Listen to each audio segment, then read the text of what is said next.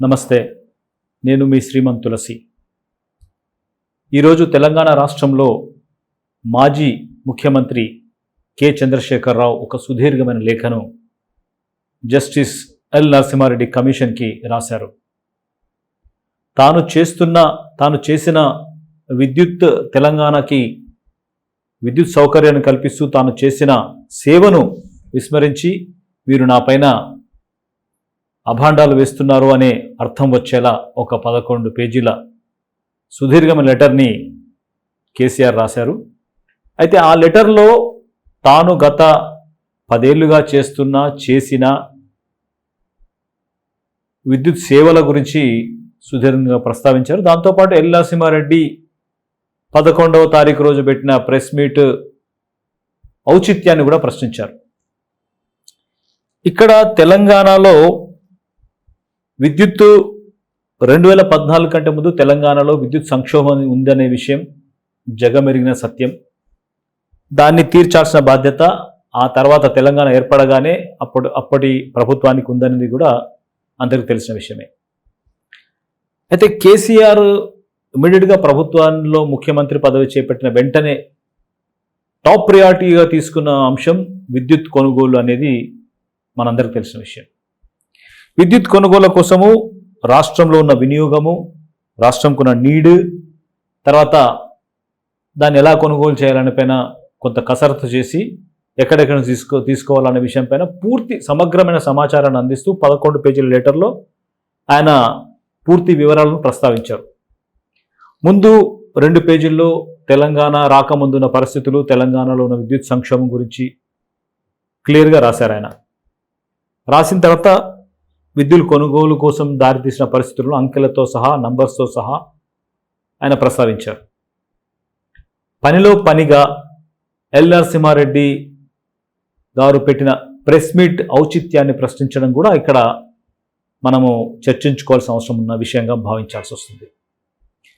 జనరల్గా కమిషన్స్ అనేటివి రాష్ట్ర ప్రభుత్వాలు వారికి ఒకవేళ ఏదైనా అవకతవకలు జరిగినాయని అనిపిస్తే వాళ్ళు కమిషన్ ఏర్పాటు చేయడానికి వారికి సర్వ హక్కులు ఉంటాయి, సర్వ స్వేచ్ఛ ఉంటుంది. అయితే కేసీఆర్ గమనించాల్సిన విషయం ఏంటంటే కమిషన్ ప్రెస్ మీట్లు కూడా పెడుతుంది. ప్రెస్ మీట్లు పెట్టి ఈ కమిషన్ ఎందుకు ఏర్పాటు చేశారు అనే విషయాన్ని కూడా చెప్పడానికి వారికి సౌలభ్యత ఉంటుంది. మీరు అలా ప్రెస్ మీట్ పెట్టడం తప్పు అనడానికి అక్కడ ఏమీ లేదు. అయితే ప్రెస్ మీట్లో ప్రస్తావించిన అంశాలపైన కేసీఆర్ మాట్లాడారు. కేసీఆర్ రాసిన లెటర్లో అంశాలను ప్రస్తావించారు. ఇట్స్ ఓకే, అలా చేయొచ్చు. అయితే కమిషన్ విచారణకు పిలిస్తే నేను రాను అనే విషయాన్ని ఇండైరెక్ట్గా చెప్పడం అనేది ఆ కేసీఆర్ మార్క్ రాజకీయాన్ని చూపించినట్టుగా మనకు అనిపిస్తుంది. కేసీఆర్ జనరల్గా ఒక ధిక్కార స్వరము, ధిక్కార ధోరణి అనేది ఆయన స్టైల్. అది ఆ స్టైల్ని ఆయనకి ఇది అంది వచ్చినట్టుగా అనిపించింది. అయితే ఏ ఎంక్వైరీ కమిషన్ అయినా కానీ తమకి ఎంక్వైరీలో ఎవరి మీద ఎంక్వైరీ చేయాలి అనే విషయాన్ని తెలుసుకోవడానికి ఉన్నత స్థాయి అధికారులతో సంప్రదించాల్సిన అవసరం ఉంటుంది. వాళ్ళను పిలిపించుకొని కమిషన్ విచారణ జరుపుతుంది. అయితే కేసీఆర్ ఇక్కడ రాసిన లెటర్లో ఒక తప్పు చేశారు. ఇది ప్రభుత్వం చేసిన వ్యవహారం అయినప్పటికీ కూడా కేసీఆర్ డైరెక్ట్ ఇన్వాల్వ్మెంట్ ఉంది అని తాను ఒప్పుకున్నట్టుగా ఆయన పూర్తి లెటర్లో స్పష్టంగా పేర్కొన్నారు. ఎంక్వైరీ కమిషన్కి నాకు దీంతో సంబంధం లేదని చెప్పొచ్చు, లేదంటే అధికారులు చేసిన దాని మీద నేను సంతకం పెట్టానని చెప్పొచ్చు, నేను వారు చెప్పిన దాన్ని నమ్మి చేశానని చెప్పొచ్చు. కానీ yes, whatever I have done is with my knowledge అనే విషయాన్ని ధృవీకరించారు. ఒకవేళ కమిషన్ సీరియస్గా తీసుకొని దానిపై ఎంక్వైరీ చేస్తే ఈ లెటర్ని కూడా ఒక ఎవిడెన్స్గా తీసుకోవడానికి మంచి అవకాశం దొరికినట్టుగా మనం భావించాల్సి వస్తుంది. జస్టిస్ ఎల్ నరసింహారెడ్డి క్రెడిబిలిటీని కూడా ఆయన ప్రశ్నించారు. గతంలో తెలంగాణ వాదిగా ఉన్న మీరు ఇలాంటి పని చేస్తారని నేను ఊహించలేదు. మీరు ఇమ్మీడియట్గా మీరు ఈ ఎంక్వైరీ నుంచి తప్పుకోవాలి. మీరు ప్రెస్ మీట్ పెట్టారు కాబట్టి, ప్రెస్ మీట్ పెట్టి చెప్పారు కాబట్టి ఎంక్వైరీ నుంచి తప్పుకోవాలి అనే విషయాన్ని కేసీఆర్ ప్రస్తావించారు. ఎంక్వైరీ కమిషన్కి ప్రెస్ మీట్ పెట్టే అర్హత ఉంటుంది, అధికారం ఉంటుంది. ప్రెస్ మీట్లు పెడతారు. ప్రెస్ మీట్లు పెట్టి తాము ఏ అంశాలపైన నిర్మాణాత్మకమైన ఎంక్వైరీ చేయబోతున్నాం అనేది ప్రెస్ మీట్ పెట్టి చెప్పే సౌలభ్యత వరకు ఉంటుంది. సరే, ఆ విషయాన్ని వదిలేద్దాం. కేసీఆర్ తాను రాసిన సుదీర్ఘమైన లెటర్లో ఏ అంశాలను ప్రస్తావించారో ఒక్కసారి చూద్దాం. జనరల్గా రాష్ట్రం ఏర్పడిన నాడు తెలంగాణలో విద్యుత్ రంగం అత్యంత సంక్లిష్ట పరిస్థితుల్లో ఉంది అనే విషయాన్ని ఫస్ట్ పేజీలో ఆయన ప్రస్తావించారు. మనకి అన్ని గ్రామాల్లో కూడా 3 గంటల విద్యుత్తు, ఉదయం 3 గంటల నుంచి సాయంత్రం 3 గంటల వరకే 3 ఫేజుల విద్యుత్ సరఫరా అయ్యేది. రాత్రంతా కేవలం సింగిల్ ఫేజ్ కరెంటు మాత్రమే ఉండేది.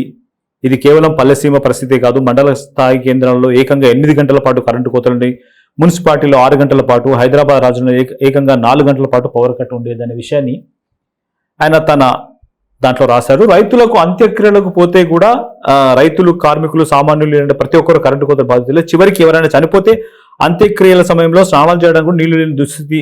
అలాంటి పరిస్థితుల్లో ఉమ్మడి ఏపీ నుంచి తెలంగాణ విడిపోయింది అనే విషయాన్ని ఆయన ప్రస్తావించారు. సరే, అది మొదటి పేజీలో ఉంది. ఇక తర్వాత 2వ పేజీలో పూర్తిగా రాష్ట్ర విభజన చట్టం ప్రకారం తెలంగాణకు 53%, ఆంధ్రప్రదేశ్కు 46% కేటాయించింది రాష్ట్ర విభజనకు సంబంధించిన అంశాలను. ఆ విధంగా 10 సంవత్సరాల పాటు విద్యుత్ వినియోగించుకోవాలని చేసింది అని చెప్పారు. అయితే అంటే 2014 వినియోగాన్ని అనుసరించి మనకు దాదాపుగా 2700 మెగావాట్ల విద్యుత్ కొరత ఉంది అనే విషయాన్ని కేసీఆర్ తన లేఖలో ప్రస్తావించారు. గ్యాస్ ఆధారిత విద్యుత్తు రాకపోవడం వల్ల 900 మెగావాట్లతో కలిపి మరో 2400 మెగావాట్ల విద్యుత్ లోటు ఉంది అనే విషయాన్ని కేసీఆర్ ప్రస్తావించారు. సరే, అవన్నిటినీ మనము పరిగణలోకి తీసుకొని నేను కొన్ని పనులు చేశాను అనే విషయాన్ని కేసీఆర్ తన లెటర్లో రాశారు. దాంతోపాటు తాను తీసుకున్న చర్యల వల్ల రాష్ట్రం ఆవిర్భవించినప్పుడు 7778 మెగావాట్లుగా ఉన్న రాష్ట్ర స్థాపిత విద్యుత్తు తర్వాత సుమారు 20,000 మెగావాట్ల పైచిలుకుకు చేరింది అనేది ఆయన స్పష్టం చేశారు. సరే, 24/7 అన్ని రంగాలకు 24/7 కరెంటుని సప్లై చేశాము. ఆ ఘనత మాదే, మా తెలంగాణ ప్రభుత్వాందే, నా కేసీఆర్, నా టిఆర్ఎస్ ప్రభుత్వాందే అనే విషయాన్ని ఆయన స్పష్టంగా చెప్పుకున్నారు. అప్పుడు 2014లో తలసరి విద్యుత్ వినియోగం 1196 యూనిట్లుంటే అది 10 ఏళ్ల నాటికి 2349 యూనిట్లకు పెరిగింది. అదంతా మనం అనుభవించామనే విషయాన్ని ఆయన స్పష్టంగా చెప్పుకున్నారు. సరే, ఇక్కడ మరొక విషయాన్ని ప్రస్తావించారు కేసీఆర్. చాలా ఇంపార్టెంట్ విషయం.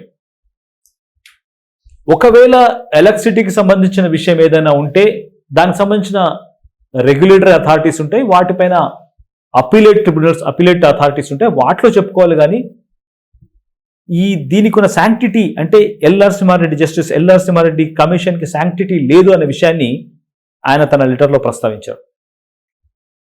గతంలో దీనికి సంబంధించి అసెంబ్లీలో చర్చ జరిగినప్పుడు శాసనసభ్యుడిగా ఉన్న రేవంత్ రెడ్డి కూడా ప్రస్తావించారనే విషయాన్ని కూడా స్పష్టంగా అందులో పేర్కొన్నారు. సరే, ఆయనకు దాని మీద ఇంకైనా డౌట్లు ఉంటే ఆయన కేసులు వేయచ్చు, ఎలక్ట్రిసిటీకి సంబంధించిన అథారిటీ దగ్గర అప్రోచ్ కావచ్చు. అది చేయలేదు. సరే, కాలం కలిసి వచ్చి ఆయన ముఖ్యమంత్రి అయ్యారు, చాలా గొప్ప విషయం అని ప్రస్తావిస్తూ ఆయన అప్పుడు ప్రస్తావించింది ఇప్పుడు ఎందుకు దీనిపైన ఎంక్వైరీ కమిషన్ ఇస్తున్నారనే ఒక ప్రశ్నను కేసీఆర్ లేవనెత్తారు. It's okay, but in spite of all these things ఏదైనా చర్య మంచి చేసిందా చెడు చేసిందా అనే విషయం పైన డౌట్స్ వస్తే ఎంక్వైరీ చేయడానికి ప్రభుత్వానికి సర్వ హక్కులు ఉంటాయి. వేయకూడదనేది లేదు. దానిపైన ఎక్స్ప్లెనేషన్ ఇవ్వాల్సిన బాధ్యత ఆ ప్రభుత్వంలో ఉన్న అధికారులది కావచ్చు, లేదంటే ఆ ప్రభుత్వంలో మంత్రులుగా శాఖలు వెలగబెట్టిన ఎమ్మెల్యేలది కూడా కావచ్చు. వీరు సమాధానం చెప్పాల్సి వస్తుంది. అది రాతపూర్వకంగా ఇవ్వాల్సి ఉంటుంది. అది కమిషన్ ఆఫ్ ఎంక్వైరీ దానిపైన విచారణ చేసి ఒకవేళ ఆ కమిషన్ ఆఫ్ ఎంక్వైరీలో మీకు వ్యతిరేకంగా ఏదన్నా వస్తే దానిపైన you can go to high court also. High court ఆ ఫెసిలిటీ కూడా, హైకోర్టు అంటే చట్టపరంగా రాజ్యాంగపరంగా ఒక ఎంక్వైరీ కమిషన్ శాంక్టిటీని ప్రశ్నించే క్వశ్చన్ మీకు లేకపోయినా ఎంక్వైరీ కమిషన్ ఇచ్చిన రిపోర్టు పైన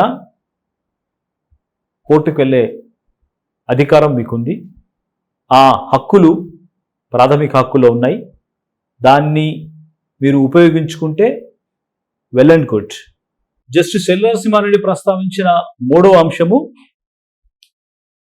యాదాద్రి థర్మల్ ప్లాంట్ పెట్టడానికి మీరు తొందరపడ్డారు అనేది మూడవ పాయింట్. నాలుగవ పాయింట్ మీరు ఆఘమేఘాల మీద ఛత్తీస్గఢ్ నుంచి కొన్నారు అనేది నాలుగో పాయింట్. ఈ రెండింటిపైన కూడా కేసీఆర్ తనదైన శైలిలో జవాబులు ఇచ్చారు. ముఖ్యంగా థర్మల్ పవర్ ప్లాంట్ పెట్టడంలో తొందరపాటు ఏమీ చేయలేదు. ఎందుకంటే అప్పటి పంచవర్ష ప్రణాళిక ప్రకారం తమకు సర్వ హక్కులు ఉన్నాయి థర్మల్ ప్లాంట్ పెట్టడానికి. థర్మల్ పవర్ కాకుండా వేరే పవర్ ప్లాంట్స్ లేవు అనే విషయాన్ని కేసీఆర్ ప్రస్తావించారు. 90% వరకు థర్మల్ పవర్ ప్లాంట్సే ఉన్నాయనే విషయాన్ని కేసీఆర్ ప్రస్తావించారు. థర్మల్ విద్యుత్ కేంద్రాల్లో రెండు రకాలు ఉంటాయి. ఒకటి సబ్ క్రిటికల్ అని, రెండవది సూపర్ క్రిటికల్ అని. అప్పటి కాలంలో అంటే 2014 నాటికి సుమారు 90% థర్మల్ విద్యుత్ కేంద్రాలు సబ్ క్రిటికల్ పద్ధతిలోనే నిర్మితమైనాయనే విషయాన్ని కేసీఆర్ ప్రస్తావించారు. కొత్తగూడెంలో ఉన్న కొత్తగూడెం థర్మల్ పవర్ ప్లాంట్, భూపాల్పల్లిలో ఉన్న కాకతీయ థర్మల్ పవర్ ప్లాంట్, రామగుండంలో ఉన్న పవర్ ప్లాంట్, ఆంధ్రప్రదేశ్లోని విజయవాడ థర్మల్ ప్లాంట్, ఇవన్నీ కూడా సబ్ క్రిటికల్ పద్ధతిలో నిర్మితమైనాయనే విషయాన్ని కేసీఆర్ ప్రస్తావించారు. దేశంలో ఉన్న ఎన్టీసీపీ పరిధిలో ఉన్న 90% థర్మల్ విద్యుత్ ప్లాంట్లు అన్నీ కూడా సబ్ క్రిటికల్వే అనే విషయాన్ని కేసీఆర్ ప్రస్తావించారు. 1-2 మాత్రమే సూపర్ క్రిటికల్ ఉన్నవి అనేది ప్రస్తావించారు. అయితే ఇవన్నీ చెబుతూ కాలుష్య నియంత్రణలో భాగంగా క్లీన్ ఎనర్జీని ప్రోత్సహించడం కోసం 2015లో కుదిరిన ప్యారిస్ ఒప్పందంలో భారత్ చేరిన పర్యవసానంగా దేశంలో సూపర్ క్రిటికల్ థర్మల్ కేంద్రాలు ప్రోత్సహించాలనే ఆలోచన వచ్చింది. అయితే 2014లో రాష్ట్రం ఏర్పడింది. తెలంగాణలో విద్యుత్ కొరతను తీర్చడానికి ఒక విద్యుత్ కొనుగోలు ఒప్పందాలు చేసుకుంటూనే మరోవైపు విద్యుత్ ఉత్పత్తిలో స్వావలంబన సాధించాలని అప్పటి రాష్ట్ర ప్రభుత్వం భావించింది. ఇందులో భాగంగా వీలైనంత వేగంగా కొత్త థర్మల్ విద్యుత్ కేంద్రం నిర్మించింది. అయితే దీంట్లో బిహెచ్ఈఎల్ని ఎందుకు అప్రోచ్ అయ్యారు అనేది జస్టిస్ ఎల్ నరసింహారెడ్డి గారి ప్రశ్న. మీరు కావాలనే వాళ్ళకు అప్పగించారు అనే విషయాన్ని ఆయన ప్రస్తావించారు. అయితే నామినేషన్ పద్ధతిలో ఇవ్వడం అనే దాన్ని కూడా జస్టిస్ ఎల్ నరసింహారెడ్డి కమిషన్ ప్రస్తావించింది అనేది మనం తెలుసుకోవాల్సింది. అయితే ఈ బిహెచ్ఎల్ వాళ్ళను అప్రోచ్ అయినప్పుడు మా దగ్గర సబ్ క్రిటికల్ పద్ధతిలో థర్మల్ పవర్ ప్లాంట్ని నిర్మించడానికి సర్వ సామాగ్రి ఉందనే విషయాన్ని వాళ్ళు చెప్పారు కాబట్టి మేము వారిని అప్రోచ్ అయ్యామనే విషయాన్ని కేసీఆర్ తన లెటర్లో ప్రస్తావించారు. అప్పుడు అసాధారణ పరిస్థితులు ఉన్నాయి కాబట్టి అసాధారణ నిర్ణయాలు తీసుకున్నామని చెప్పారు. అప్పటికి 2014 నాటికి సబ్ క్రిటికల్ థర్మల్ ప్లాంట్స్ పైన ఎలాంటి నిషేధం లేదనే విషయాన్ని కూడా కేసీఆర్ తన లెటర్లో ప్రస్తావించారు. సరే,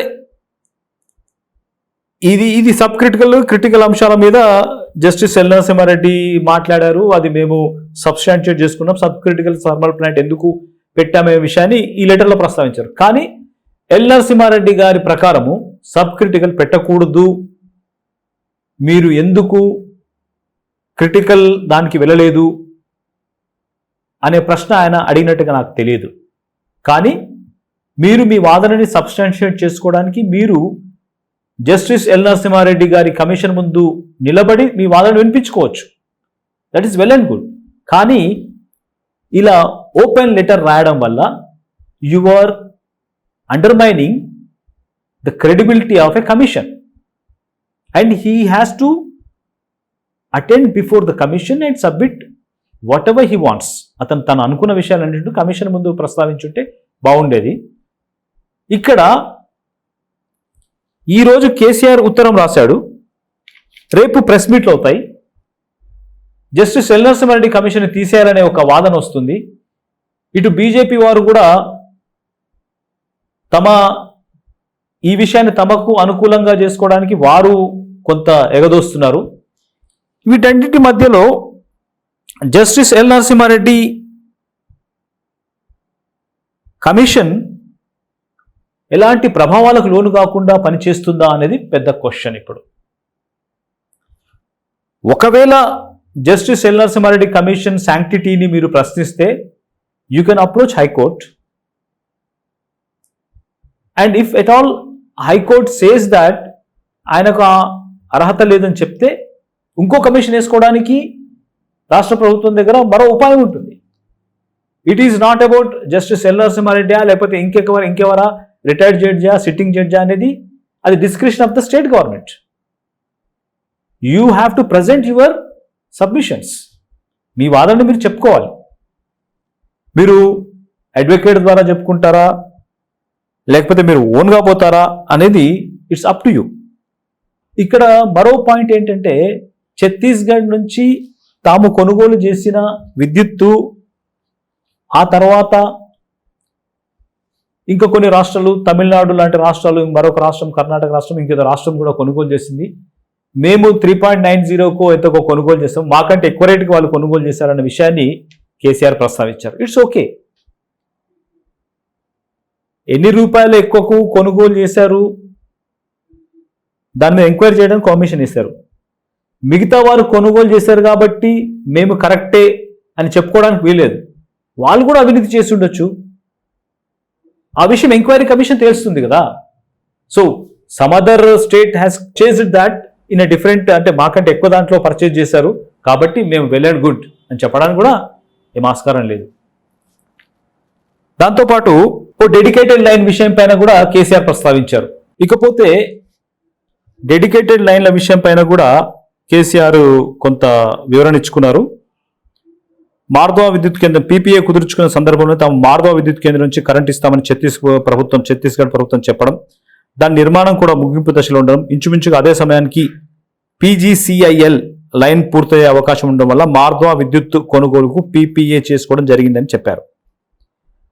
అయితే ఎల్ నరసింహారెడ్డి గారు 11వ తారీఖు రోజు విలేకరుల సమావేశంలో పెట్టిన నేను పేర్కొన్న అంశాలేవి ప్రస్తావించకుండా పరిగణలోకి తీసుకోకుండా మార్దవా నుంచి విద్యుత్ కొనుగోలు వ్యవహారాన్ని తప్పుపట్టే విధంగా మార్దవా పవర్ ప్లాంట్ ఎగ్జిస్టెన్స్ లో లేదన్నట్టుగా వ్యాఖ్యలు చేశారనే విషయాన్ని కేసీఆర్ ప్రస్తావించారు. తెలంగాణ రాష్ట్రం ఛత్తీస్గఢ్తో చేసుకున్న ఎంఓయూలలోనే అప్కమింగ్ మార్దా ప్రాజెక్ట్ స్పష్టంగా ఉంది. విద్యుత్ కొనుగోలు ఒప్పందాన్ని అన్ని ప్లాంట్ల నిర్మాణాన్ని ప్రారంభించడానికి ముందే జరుగుతాయనే విషయాన్ని వాస్తవాన్ని విస్మరించి మీరు మాట్లాడడం అత్యంత దురదృష్టకరం అనే విషయాన్ని చెప్పారు.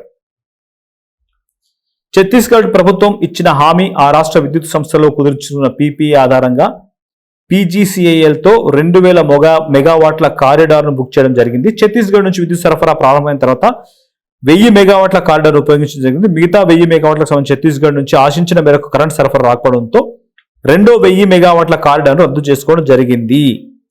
అయితే ఈ కారిడార్ రద్దు చేసుకోవడం వల్ల తెలంగాణ ప్రభుత్వానికి ఎలాంటి నష్టం జరగలేదనే విషయాన్ని కేసీఆర్ ప్రస్తావించారు. ఇట్స్ ఓకే, చాలా కూలంకషంగా ఇచ్చారు, అన్ని విషయాలు మాట్లాడారు. అయితే తర్వాత మళ్ళీ ఈ 7th పేజీలోనే ఆ రాష్ట్ర ప్రభుత్వం చాలా కష్టాల్లో ఉంది, దానికోసం మేము చాలా కష్టపడ్డాము, అన్ని రకాలుగా మేము చట్టపరంగానే చేశామనే విషయాన్ని కూడా కేసీఆర్ చెప్పుకున్నాడు. ఈ డెడికేటెడ్ కారిడార్ ఎందుకు, అదెందుకు మీరు తీసుకున్నారు, దాంట్లో ఏదో అవకతవకలు జరిగిన విషయాన్ని జస్టిస్ ఎల్ నరసింహారెడ్డి గారు ప్రస్తావించారు అనే విషయాన్ని కేసీఆర్ మాట్లాడారు. దీంట్లో ఎక్స్ప్లెనేషన్ ఇచ్చారు. దానికి ప్రభుత్వం తరఫున అధికారులు దానిపైన అది ఎంతవరకు అవినీతి జరిగిందనే విషయాన్ని ప్రభుత్వం దగ్గర లెక్కలు కూడా ఉంటాయి కదా. సరే, మీరు ముఖ్యమంత్రిగా పదవి విరమణ చేశారు, కొత్త ప్రభుత్వం వచ్చింది, కొత్త ప్రభుత్వం ఎంక్వైరీ చేసిందంటే దానికి వాళ్ళ దగ్గర చాలా సరైన ఆధారాలు ఉన్న తర్వాతనే ఆ ఎంక్వైరీకి వెళ్తున్న విషయాన్ని మనం గుర్తుంచుకోవాలి. సరే, గుర్తుంచుకున్న తర్వాత మీరు ఒక లెటర్ రాశారు, మీరు వాస్తవాలను ఇక్కడ వక్రీకరించారు, ఈ వాస్తవాలను దీంట్లో ఉన్నాయని మీరు ఒక 12 పేజీల లెటర్ రాశారు. కానీ అది సరిపోదు. You have to submit in డీటెయిల్గా మీరు సబ్మిట్ చేయాల్సిన అవసరం ఉంటుంది. ఇవన్నీ ప్రస్తావిస్తూ కేసీఆర్ జస్టిస్ ఎల్ నరసింహారెడ్డి గారు, మీకు నమస్కారాలు. మీరు కూడా తెలంగాణ బిడ్డ, మీకు అన్ని కష్టాలు తెలుసు, మీరు ఈ విషయాన్ని మర్చిపోయినట్టుగా ఉన్నారు అనే అర్థం వచ్చేలాగా కేసీఆర్ తన లెటర్లో 12 పేజీల లెటర్లో ఆయన ప్రస్తావించారు. జస్టిస్ ఎల్ నరసింహారెడ్డిని ఎందుకు ఎంక్వైరీ కమిషన్గా పెట్టుకున్నారు అనే ప్రశ్నను కూడా కొంతమంది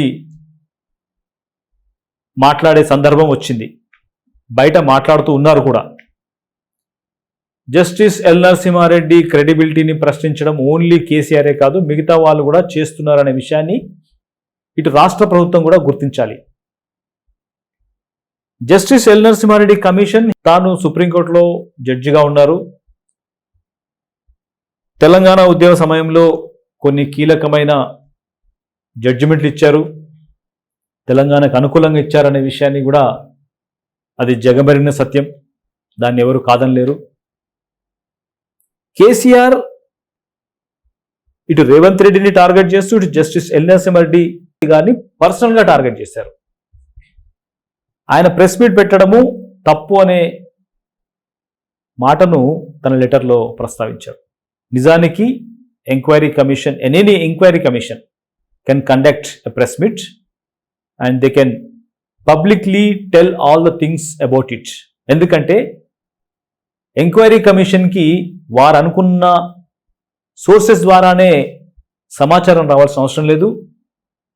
ఎంక్వైరీ కమిషన్కి సాధారణ జనాల నుంచి కూడా ఇన్ఫర్మేషన్ ఇవ్వడానికి ఓపెనింగ్స్ ఉంటాయి.